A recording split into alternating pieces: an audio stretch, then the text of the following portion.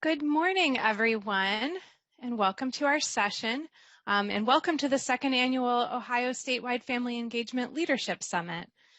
We are so glad that you could join us on this day of professional learning meant to take family school community partnership to the next level.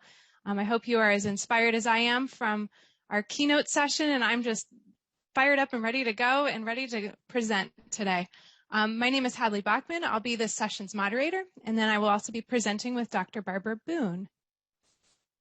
This session is session 4, Engaging Families as Leaders through a Multi-Tiered Approach. To ensure that all get the most out of today, we're just asking that participants turn off their webcams and microphones, but we will be having you participate in the chat quite a bit, so please keep your fingers close to the chat.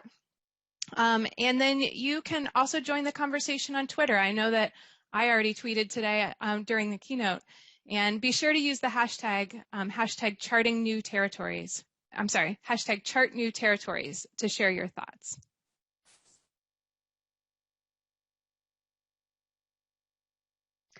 Well, I've already gotten to introduce myself to you, but I do want to say welcome to everybody who's joining this session with us. My name is Dr. Barbara Boone, and I get to lead our family engagement team here at OSU, and I get to work every day with Hadley Bachman, which is a real joy for me, and we're glad that you're here. And my name is Hadley Bachman, as I said. I am the program manager for community development here at the Ohio Statewide Family Engagement Center. And in my role, I help design and facilitate trainings and professional learning opportunities like this one for coaches, school leaders, teachers, and families. I collaborate to write our news and guidance. I hope that you have subscribed to that. It's a monthly e-white paper offering research-based strategies and tools for school and district leaders. I'm also a former teacher myself, a former school administrator as well, and a current mom to a public school 7th grader. So family engagement is very important to me.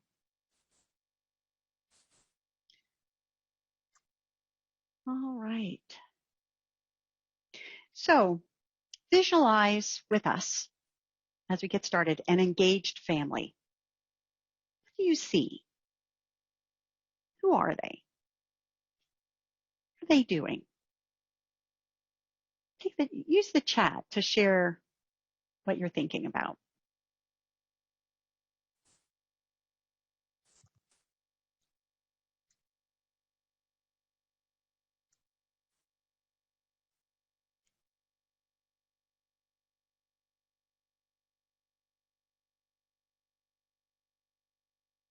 Partnerships connecting, they're present at the school, taking an active role in their learning, attending conferences, interested in the learning process, listening. Right. Thanks for that. There are many roles that family can take, really, to express their engagement in a way that fits their interests, culture, their experience, their time. I think Dr. Gorski mentioned several things that affect families and how they engage. There are also opportunities to improve our collaboration so that all families can effectively engage as leaders in their child's education. Today, we're going to be talking about strategies to support all of the families with whom you work, with opportunities to contribute to leading in our school communities.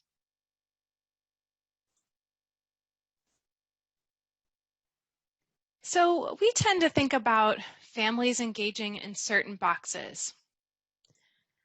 So first of all, we tend to think of them as receivers. So if you think about this, we send home things from the school, we give them to-do lists, we give them resources, but this is a very one-way form of engagement, and it can sometimes be a little deficit-based, which I think that we discussed in this morning's opening session.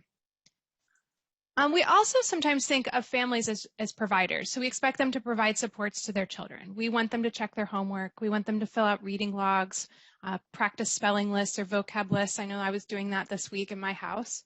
We want them to provide school supplies and volunteer their time for the school. And then we also expect families to reach out to the school when they have a concern. So this is being an initiator. Or when something changes or isn't working for their child. So this is helpful to schools, especially when there's a trusting relationship established. So today we're going to think about families sort of outside these boxes that we put them in. We're charting new territories here, right? So for some of us, this idea can be a bit intimidating. We want to explore how all families can partner with the school as leaders and be able to take and experience the benefit of this.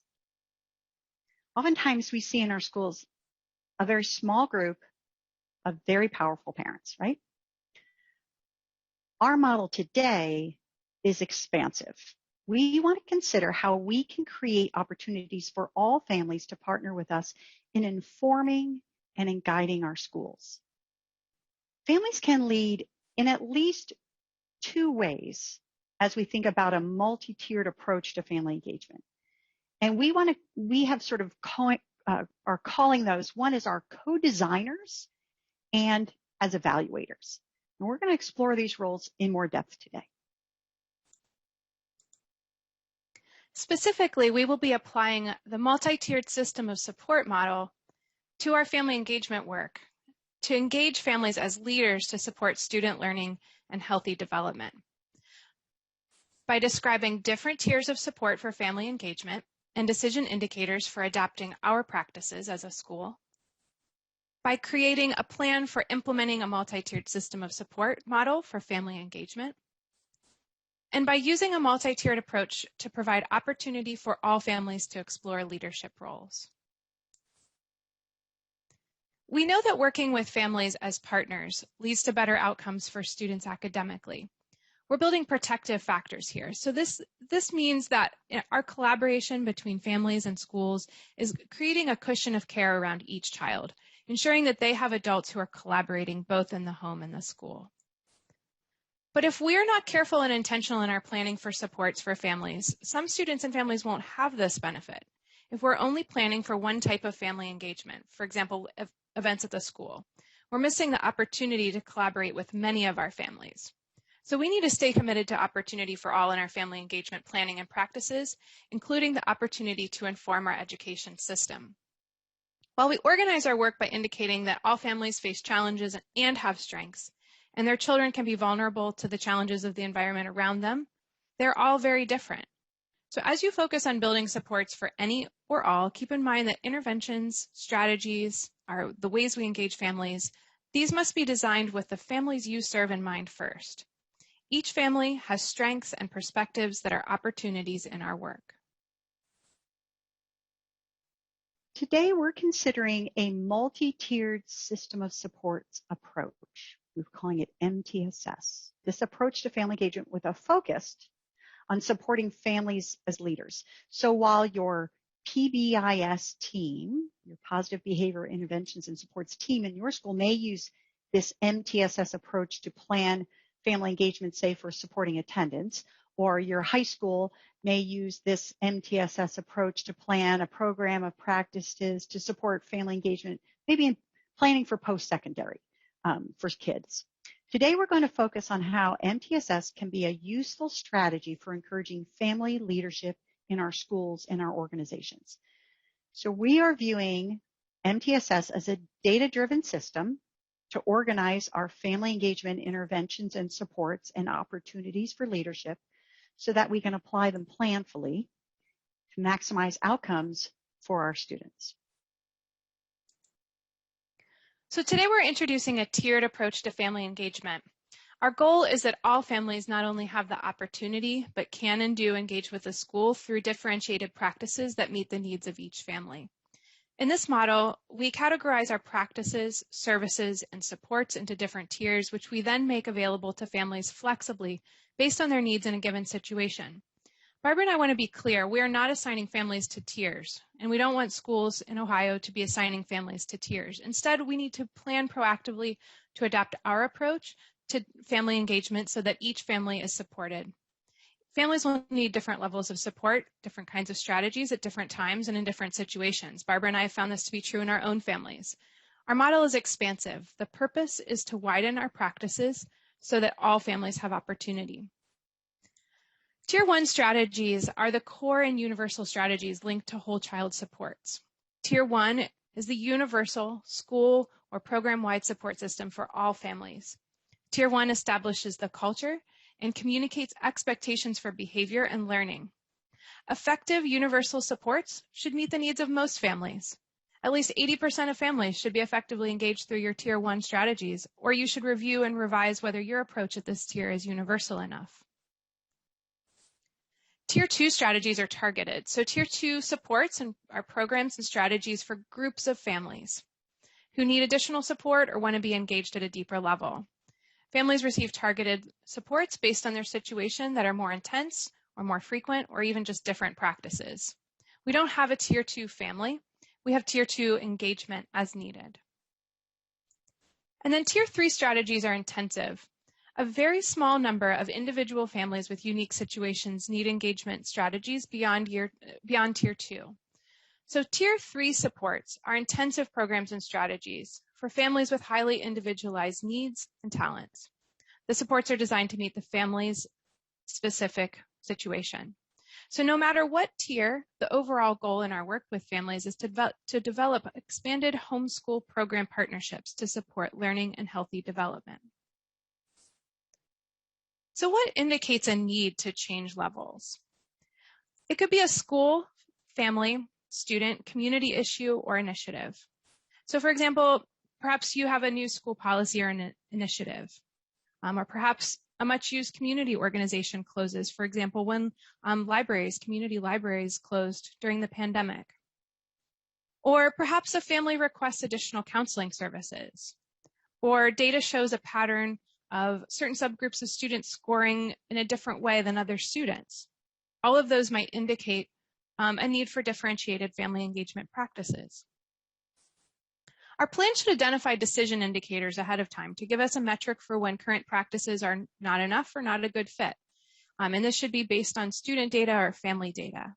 And when I say data there, family feedback is data for us. So when families tell you that the practice isn't working for them, that's one way of knowing that the practice is not a good fit or not enough. Changing levels may mean a change of intensity or dose, frequency, or it might mean a total change of practice. So what I mean by this is that some kids and their families need more intense support, but sometimes it's not a matter of needing more intense support and more intense engagement strategies. It's that the practice itself isn't working and that we need to change it. So we need to be adaptive and flexible to create opportunity for all. Supports can be long or short-term. Different strategies can be long or short-term based on the situation. For example, if a family has a house fire, that may lead a family to move into a hotel. Thus, they would need different family engagement strategies during that time, but that's not a permanent situation.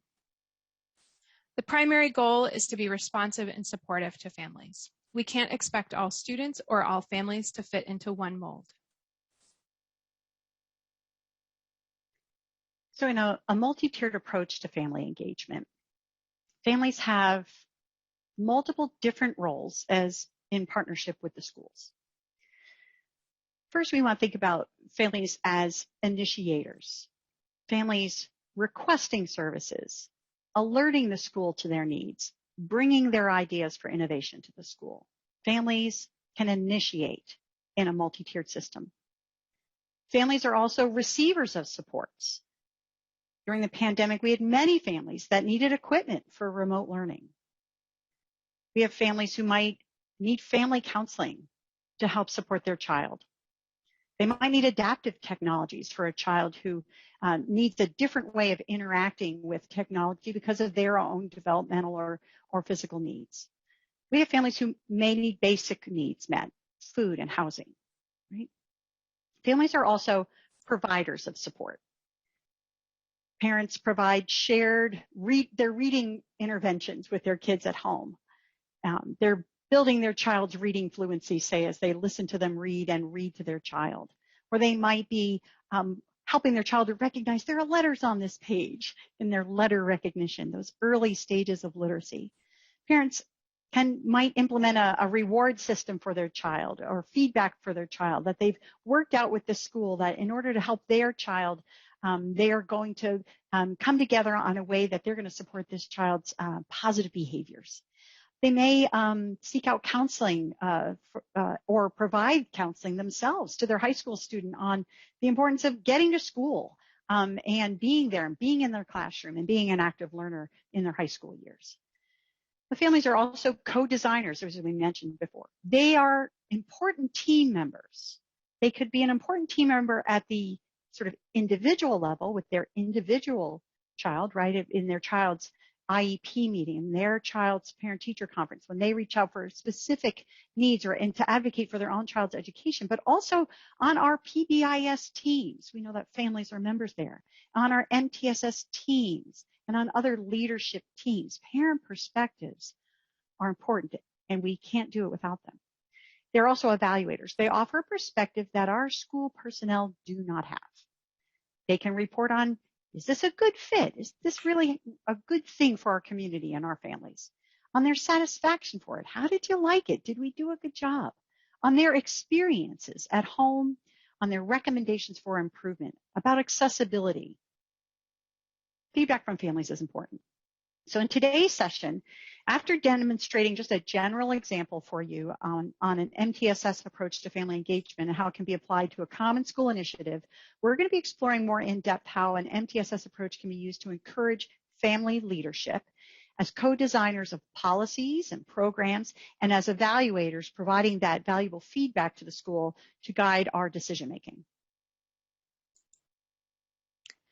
So we're going to walk through this demonstration of how a school might create an action plan for a multi-tiered approach to family engagement in a common school scenario. Our scenario is that our school district is implementing an updated attendance policy. So you have to pretend a little bit with me, because increased student attendance increases student opportunity for learning. You can stay close to the chat and pop in your ideas, but I am going to be moving quickly through this example.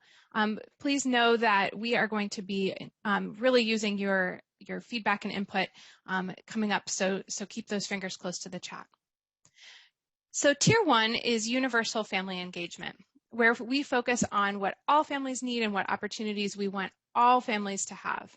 So if we are going to be updating our attendance policy, what do you think all families need to know, need to be able to do? What would be the common needs or opportunities for all families that we'd want them to have? Well, all families will need to know and understand the attendance policy, how to report absences to the school, how to make up assignments and activities that are missed.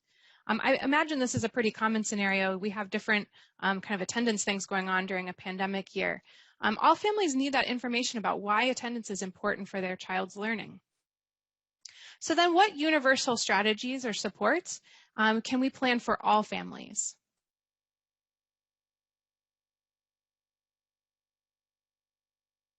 So some ideas here include streamlined communication, a simple mode of contacting the school, details on the policy in ordinary language, and how families will be supported in keeping students on pace.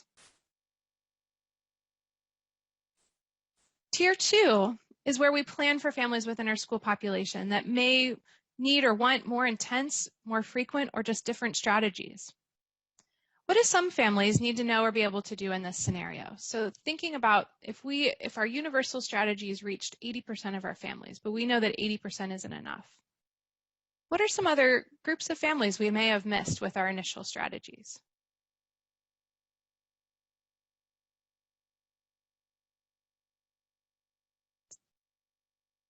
Right, families experiencing homelessness, they would need different strategies. Families who speak languages other than English. No, in my Tier 1, I mentioned ordinary language, but from school district to school district, that might not be routinely translated.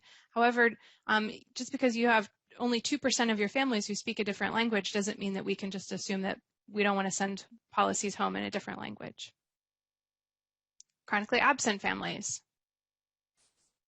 So there's a lot of answers to this, but to take one example, families with youth who are involved in the juvenile justice system, they're going to need additional targeted support. They're going to need different strategies. So what targeted supports and strategies can we plan for groups of families?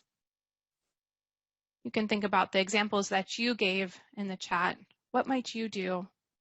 What might you plan to ensure that families can engage in this initiative?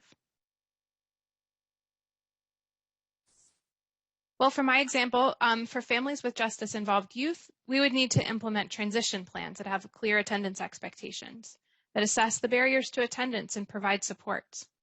We need follow-up meetings with the transition team, and of course the transition team includes parents to monitor progress. And then tier 3 is where we plan for individual families within our school population who may need highly individualized strategies for engagement. What might be some unique needs or opportunities that individual families need to know or be able to do in this scenario? So I actually used, I referenced a family experiencing homelessness here. So if I have 1 or 2 families in my school that are experiencing homelessness and it's a sudden change for them, they may have a unique circumstance that disrupts transportation and then thus makes it difficult to get to and from school. So what intensive supports could we plan for individual families? So here's where we want to think about visits by dedicated staff. Home visits here are really valuable. Specialized transportation plans, that personalized contact with a staff member. So as you can see, when you plan for family engagement, it's important to think beyond the tier 1 strategies in order to promote the conditions for all students to experience the benefits of a strong family-school partnership. So next, let's take a look at the next stage of planning in a multi-tiered approach to family engagement. And that's what decision indicators might show us that a family needs a different level of support. So this could come from student data or feedback from families or staff. Remember, it's a multi-tiered system of support is data-driven. So what is going to be our data that's going to show us that move? So the first category here that we want to think about is that change of intensity. That means how deeply or intensely we're going to work with a family. What would show a need for a change of intensity in supports for a family or group of families in this given scenario?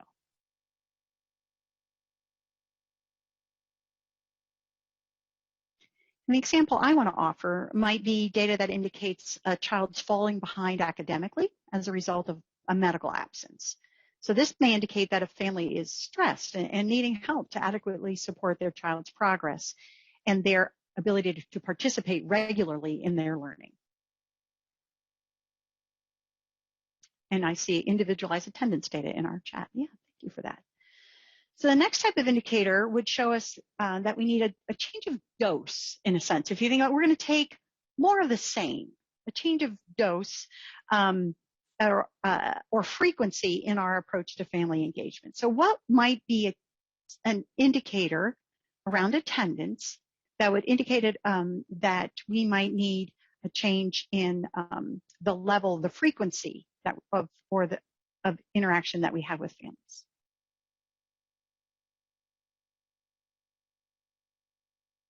As you're writing in the chat, I'll share with you our example might be that the average daily attendance falls below a certain threshold, right? So we're going to set thresholds and say, hey, if we meet this mark, that might indicate a family needs more frequent communication from the school regarding the absences, more frequent check-ins maybe from a staff member, because this is an early warning sign. A change of dose might be the appropriate thing. We're going to do more interaction in order to get back on track.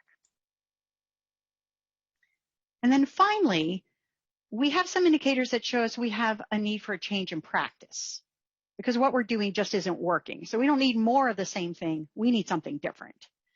What might show a need for change in practice in the supports that we provide?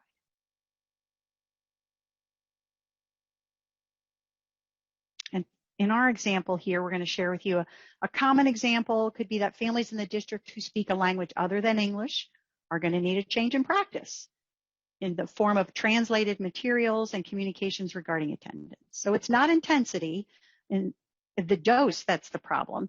It's that we need to change our practice so that the family has the opportunity to engage with their child's education.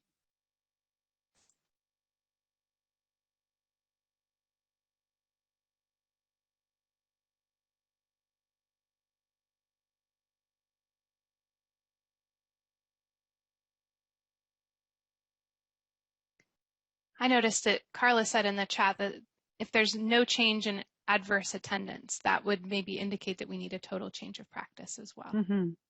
Thank you for that. Okay, So now let's think about different roles of families that we mentioned earlier.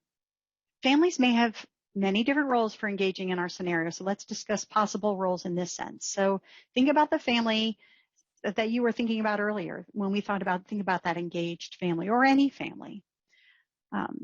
So families are initiators. The families of our justice-involved youth may be initiators, alerting the school they have a court appearance. They're requesting support from the school for that.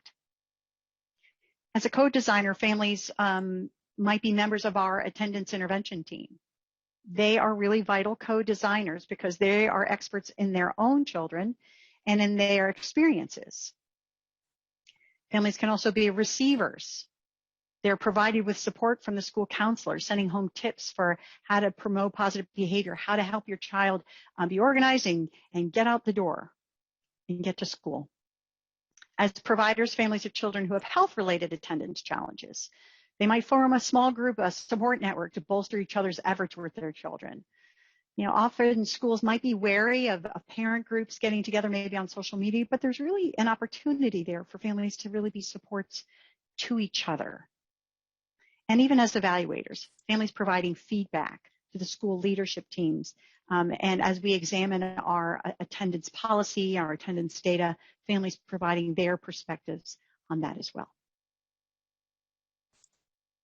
So as we create plans similar to the one that we just demonstrate for your own school and organizational contexts, we suggest you using what we call the parade strategy to self-assess the quality of the plans you're making.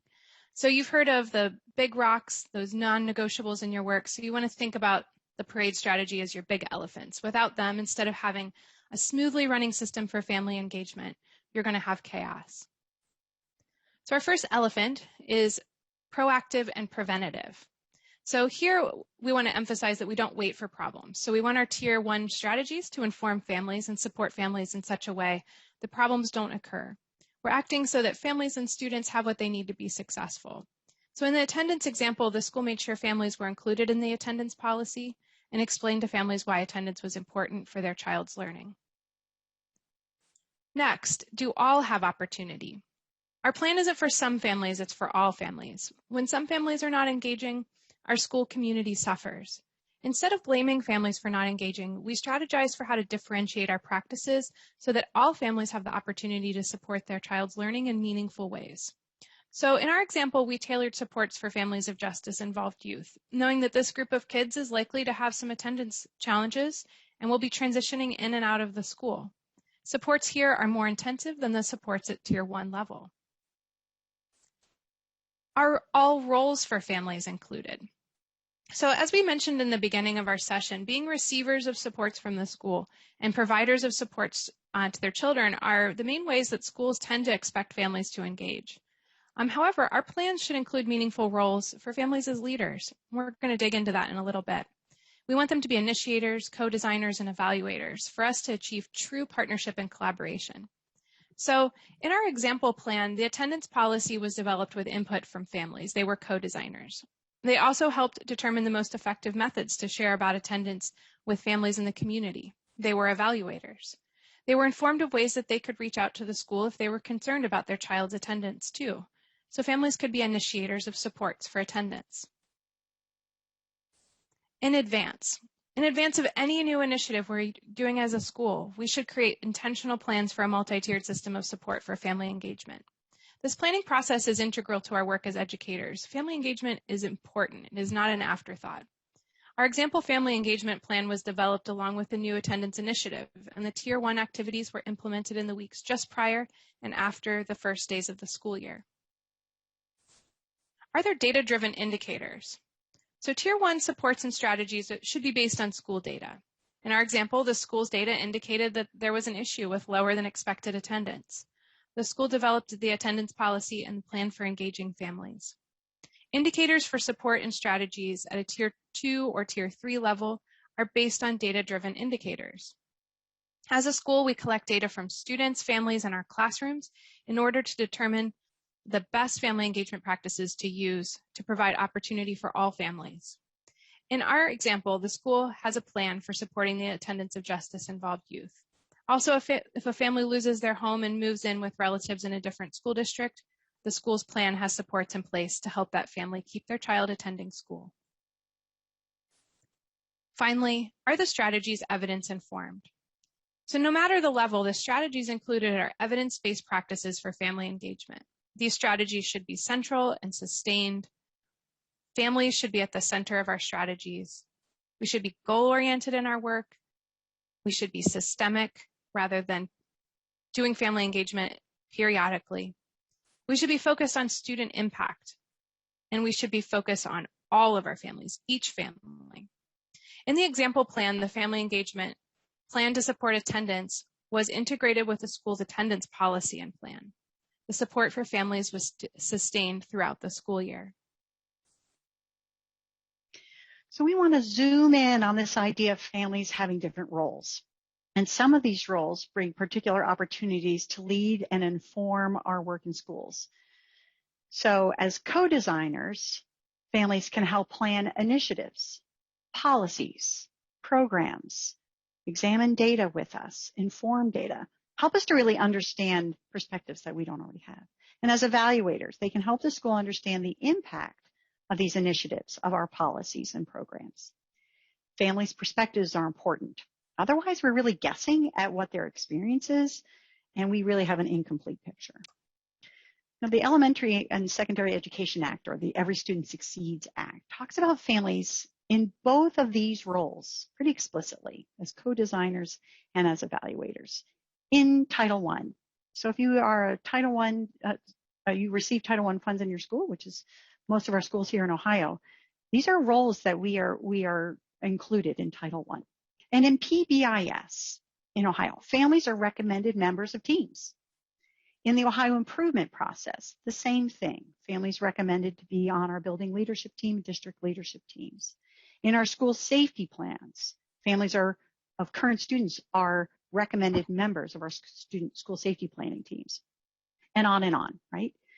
Now, sometimes our PTOs end up being a fundraising arm rather than the real intention of these committees, and that is being an advisory board for our administration. Often we fill these requirements sort of in a compliance-based way, but today we want to examine authentic family leadership for all, not just for a few. Family leadership should be representative of the entire school population. So we're demonstrating now how you might use the MTSS approach to family engagement to build opportunities for families to engage as leaders in different roles. So first, let's focus on families as co-designers. Imagine that we're a school that took a look at our attendance data and we realized we had room to improve. So we know that initiatives are more successful when we work with families rather than trying to fix problems without them. So again, Tier 1 is universal family engagement, where we focus on what opportunities we want all families to have as co-designers. How might all families want to be invited in? So all families have ideas about attendance barriers and challenges. Families know oftentimes better than the school what's standing in the way of getting to school. And then all families have firsthand experience with the challenge of getting kids to school on some days. So what kind of school response and supports can we plan? All families can be sent a survey from the school to learn more about those attendance barriers and challenges. So Tier 2 then is where we plan for families within our school population that may need deeper, more frequent, or just different strategies. So we have this goal for all families to be co-designers with us. So all families have access to that those Tier 1 family engagement strategies, but maybe some families might need different strategies to engage as co-designers. So for example, we might have families who don't complete the survey. They may not know what the purpose of the survey is or why their ideas are important. Some families may have lost the survey. They wanted to participate. Their child didn't bring the survey home, or perhaps the survey was mailed. And we have parents or families with shared custody arrangements. So both caregivers did not receive the survey. We all know that some neighborhoods have more unreliable mail delivery. So that's a barrier for engaging families as co-designers. So what response and supports can the school plan for these families to encourage their leadership as co-designers? Well, the school can interview families who didn't respond. That would be a more intense intervention. Or they could send the survey in a different way. Or they could send it a second time to families who didn't receive it. That would be a more frequent strategy. Finally, tier 3 is where we plan for individual families within our school population who may need highly individualized strategies for engagement. So these families would have access to tier 1 and tier 2 opportunities. But what unique needs or opportunities might individual families need to engage as co-designers? So several families on the survey indicate that they want to help work on the attendance planning team. So maybe as part of our survey, we just included an opportunity to say, I have more interest in this. I want to engage at a deeper level. Perhaps in our school community, we have a mother with experience as a youth advocate in the juvenile court system, and she wants to share her ideas about special considerations for this population. So then, what supports can the school plan for individual families to engage more intensely and frequently as co-designers? So the school could invite families onto the planning team itself. A school administrator could conduct a focus group with a few families that have special expertise. So here you can see that we have that through this plan, we're able to engage families as co-designers, and we're more likely to reach each family in Ohio and across the country. Thanks, Hadley. I was just really struck when you were talking about sometimes I think we get stuck in that tier 1 and we don't move into those other tiers. So how do we know if we should change tiers of support for engaging families as co-designers? Remember, we thought about changes of intensity, indicators for change of practice, indicators for change of frequency or just dose, right? So one could be, we just have that, right, non-engagement. So I think we heard very clearly that we're shifting from this mindset that, well, there are some people who don't care, right? But we're shifting from that with the assumption we all care. So why do I have non-engagement? Well, maybe there can be so many reasons for that, and you might put those in the chat. Why someone might not respond when we ask for their feedback. We also may have a family that initiates, that they request to provide feedback. I'd like to tell you what I think. I'd like to tell you about my experience. This just isn't working, right? We have families that initiate and request. We also might have data from families and students that indicate we want to look more here. So perhaps we do that survey and we see that there are a group of families that seem to be really feel like we're not. We have maybe 20% of our families indicate some dissatisfaction or some confusion, and so we reach out and we try to go deeper to that. Why would they respond in that way? So we have data about families and our students. I also like that Dawn shared, they just don't feel their opinion is considered. It's just optics. You really bring out an important point there, Dawn, and that is that when we engage with families with their feedback, it is important that families see the impact of that they know we heard. To communicate back, we listened, here's what we heard. Let us share with you what we've learned, being transparent with that data, but then also saying, and here's how we're going to act on that. I think those are important things in order to start to shift that and win that trust. And also, you have other ideas here. Yeah, Di, you shared that, right? When someone shares something and then we see nothing changed. I feel like I wasn't heard. I feel like, so why should I respond again? Yeah, those are great indicators. Thank you for that. So we are going to move into a participatory activity. So if you would like, and you have enough space on your computer monitor, you can access our Jamboard. So we're going to be on Jamboard, and I'll put that up here in just a moment. However, just in case, there is a limit to how many people can be on Jamboard, and we've got a wonderfully large group today, which is so exciting. So in case we reach our limit on Jamboard, if you attempt to get in and you can't, or if you just prefer to stay focused on Zoom, you can also feel free to participate in this activity in chat, and we will make sure to read your comments and include your comments. Okay, let me get the Jamboard pulled up. Oh, yep, this is going to be a problem. Hang on one second.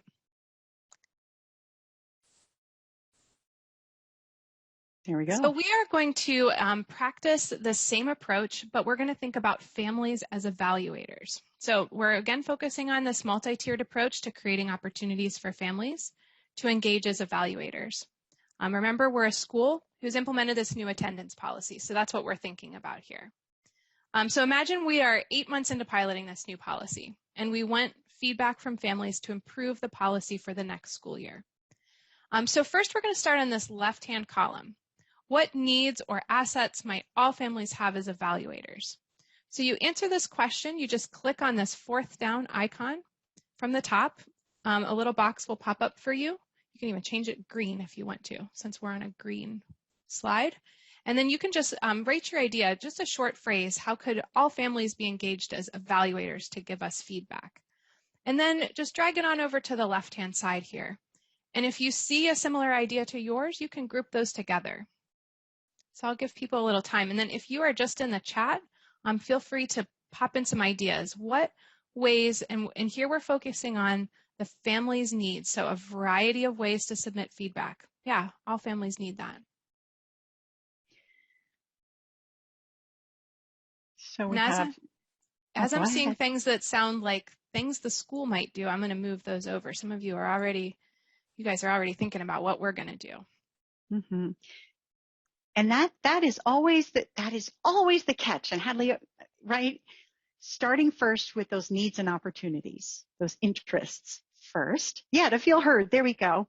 And then we go to action. We are all action-oriented people. So sometimes I know we have a tendency, myself being a major one in this, jumping to action first. So first stopping, what are families' interests? What are their needs? What are their concerns? They want to feel welcomed. Go ahead. Mm-hmm. I see that people need access to data in order to evaluate how things are going. So maybe we need to share how the school year has gone. I've heard a few people mention or see a few people mentioning feeling welcomed. Mm-hmm. Barbara, are you seeing anything in the chat? So they have a preferred language for, getting communication. I know that sometimes it's really hard to process even language, even if you're, if you can read English, sometimes if you're just reading a lot, processing a lot. So language preference. They need time. Mm-hmm. That's absolutely important. Mm-hmm. They need an understanding of what the goals are. They need to know what the problem is. Mm-hmm. These are great ideas. Mm-hmm. They need trust in the school. Trust is a huge component of this, and we build trust by our actions as school professionals and organizational professionals, really ensuring that we're not just asking for a few families to help us evaluate our program, that we really care about the voices of all of the families in the school population. So some people are already moving over to that right-hand column, so I'm gonna direct us over there. So what opportunities can the school plan to engage all families as evaluators? So we're trying to get to as many of our families as we can with these tier 1 strategies. So I see surveys. That's an easy one that we can do. We can send those in lots of different ways also. A tier 1 strategy could be focus groups. So I'm going to ask the two folks who put focus groups, do all families in the school population need focus groups? Perhaps they do. You can push back on me. Mm-hmm. So we see a timeline for the process. Everyone needs to know the school district's going to follow up. Mm-hmm. I love that someone posted an idea that we can have a virtual meeting that reaches families where they are. Following up with the survey results, transparency.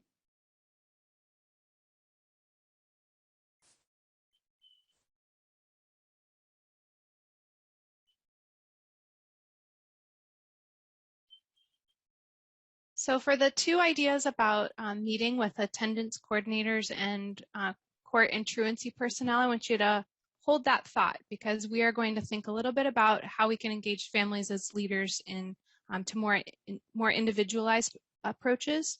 Perhaps all families do need time to meet with maybe like a large group meeting to hear from the folks that are kind of considered the experts in this, and they want to be able to share their ideas with those people. Teachers can ask at conferences. I love that. Teachers are on the front lines with families. You know, they are often the first and closest contact that people have with the school.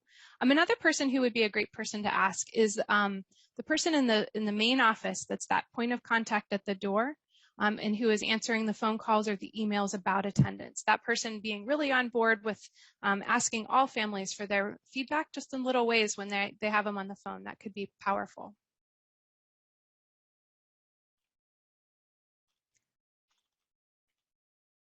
Kristen, I love that. Thank you for pushing back on me. A possibility of having focus groups could be a tier 1 strategy. I think you'd have to have a good amount of staff on board for that. And then probably a process for gathering that feedback from your separate focus groups.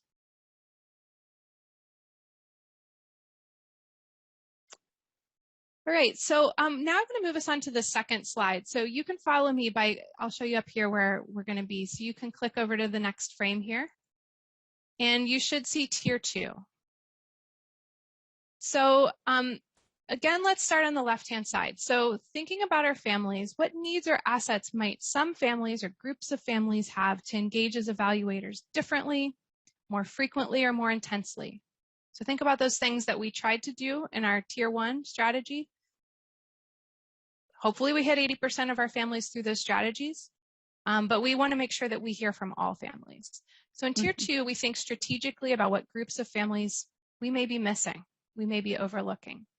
So add your ideas to that right-hand column. What are the needs that some families may have to engage as evaluators? And this is, once again, we're thinking about what would be the need that would say, we need a focus group, or the interest that would say, we need a focus group to learn more about that. Mm-hmm. A historic feeling of not being connected to the school. The school potentially letting down groups of families, not building that trust. So we may want to reach out to them specifically for a focus group. You know, I could think of families who have experience with a child who has been chronically absent for one reason or another, right? Who has had a high level of absences. And bringing those families together who have had experience in going through all of the processes and things that we have in that policy, to ask them about that experience, to have a focus group of people who've dealt with our policy and our processes to give us feedback on it. Students who are open enrolled outside the district lines. Yes, absolutely. Mm-hmm.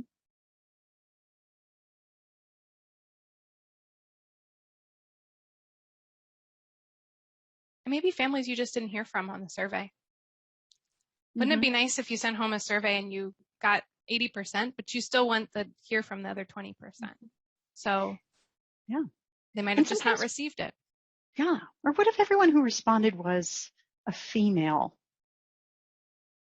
What if everybody who responded, I don't know, what if we have a lot of grandparents in our school raising their grandchildren? We didn't hear from any of them. You know.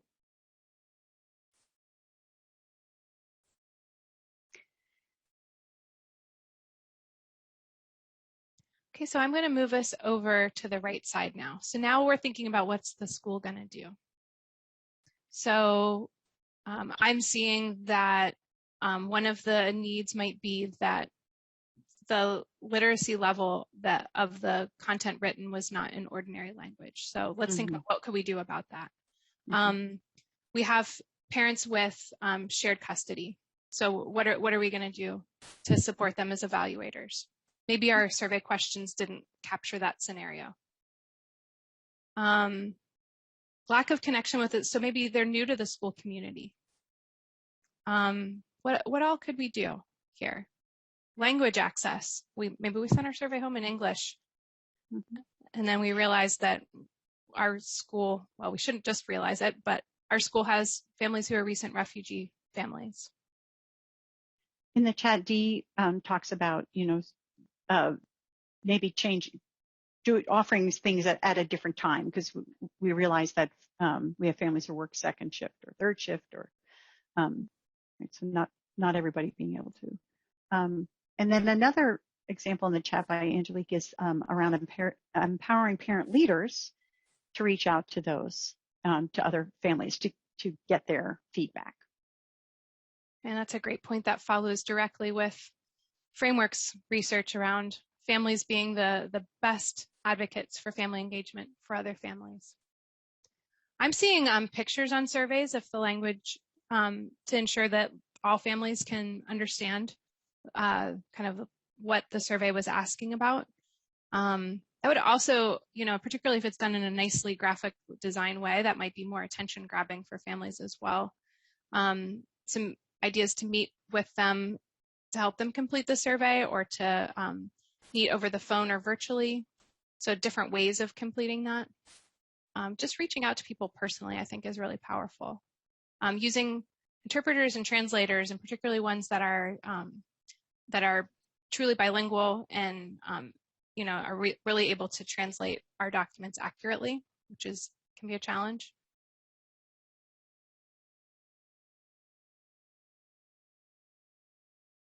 Okay, so now if you follow me, we're going to move on to the last slide. So again, we're going to start on the left-hand side. Remember, we're thinking about our family's needs first. Families, assets that they bring. So thinking about individuals, so you might have to get a little creative here. Think about individual families within your school organization that might have particular needs or particular assets as evaluators.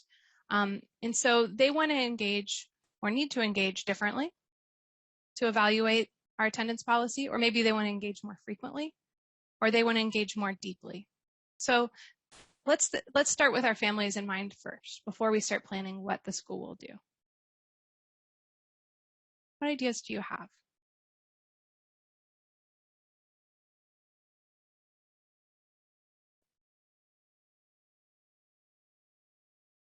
I think here about, I'm thinking back to the school where I was a school administrator, and we had families who the adult caregiver in the family had just all sorts of different, we represented lots of different professions. We had a firefighter, we had trauma counselors, we had nurses and doctors. We had families who worked early morning shifts, and they knew better than I did that their older child was helping out younger children getting to school. Families who have students with special needs.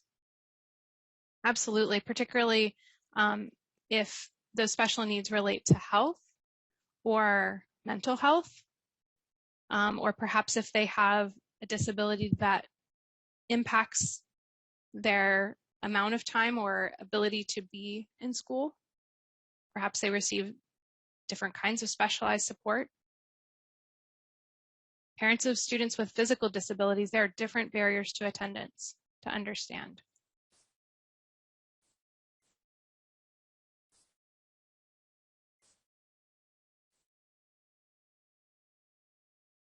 Parents themselves may have disabilities, absolutely.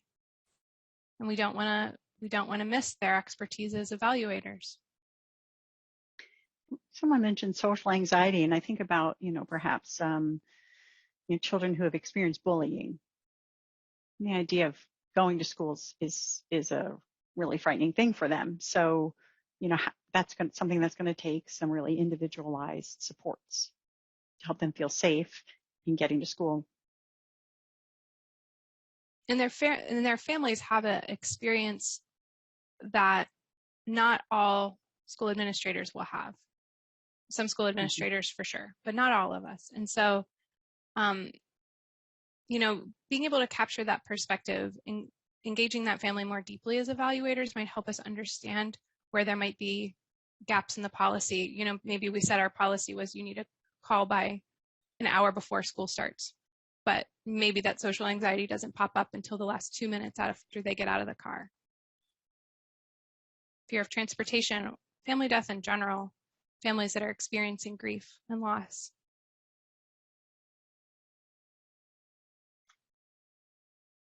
In the chat, children with sensory issues. Sometimes the issues are not officially diagnosed, but still hinder overwhelming school environments. Absolutely.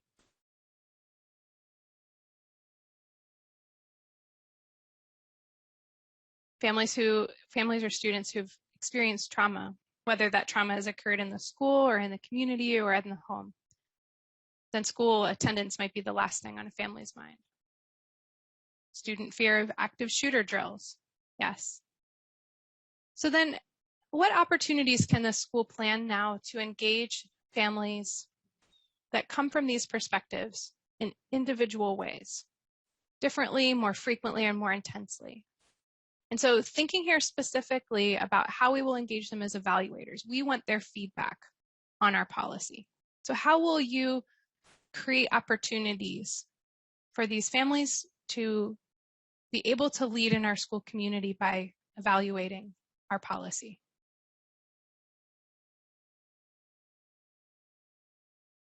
Different locations besides the school to engage families. Absolutely. We don't have to hold all of our focus groups in the school building. We could hold them in community libraries. We could hold them in places, even if you think about places in the school building, some are more accessible to families than others. So if we're holding that focus group like down a long hallway and around a corner and up the stairs, it might be more difficult for families to engage. Travis mentions, a non-threatening, very relationship building type of home visit, offering that to families. Student support coordinators who are on hand to do very personal connection. So we hope you can see how this approach to family engagement planning can be used to support families as leaders in the school community, so that we don't only have the same families in leadership roles, but instead all families can lend their perspectives, their knowledge and skills for leadership to help launch student success. We often liken family and community engagement to working at NASA's mission control, that there are a lot of people in a lot of different roles, and everybody's got to play their part in order to help that rocket launch. And that's similar to getting our kids to school. It's similar to all of the work of our schools, the learning, the supports we have for kids, the planning for their futures. It takes all of us in supporting them. But what's important is that some of those roles need to be families helping us lead. Some of the leadership roles are really important, that families are in that position, and schools have that opportunity to create that space, to create those opportunities, not just for some families, but for all.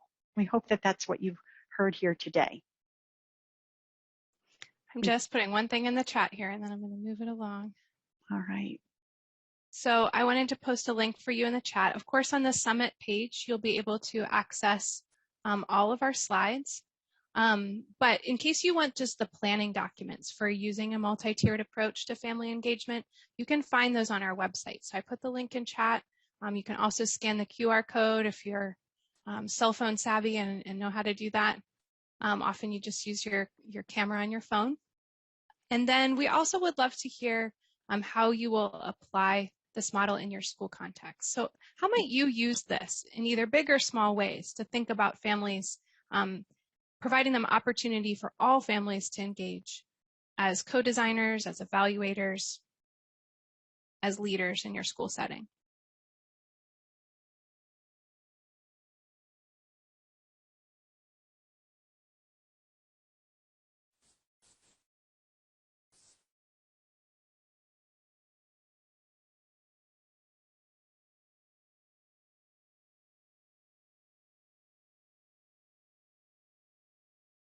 Adding parents to our leadership team. Good idea, Bailey.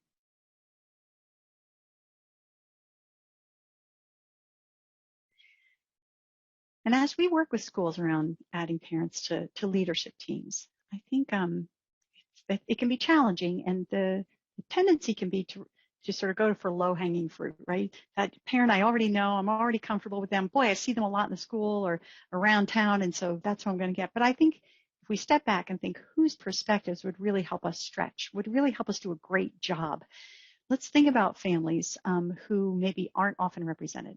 And let's really build relationships there and bring their perspectives to leadership with us. So we just want to keep you all on time today. I want to thank you Mhm. for attending our session today. We enjoy the opportunity to share our ideas about engaging families as leaders through a multi-tiered approach. There will be a 15-minute break now, and then our power-up sessions where best practices in family engagement from the field will be highlighted. That will begin at 11:30. So remember to keep the conversation going on Twitter using the hashtag #ChartNewTerritories, and visit ohiofamiliesengaged.osu.edu/summit for all information about today's events. It's been great spending this time with you. Thank you for choosing this session.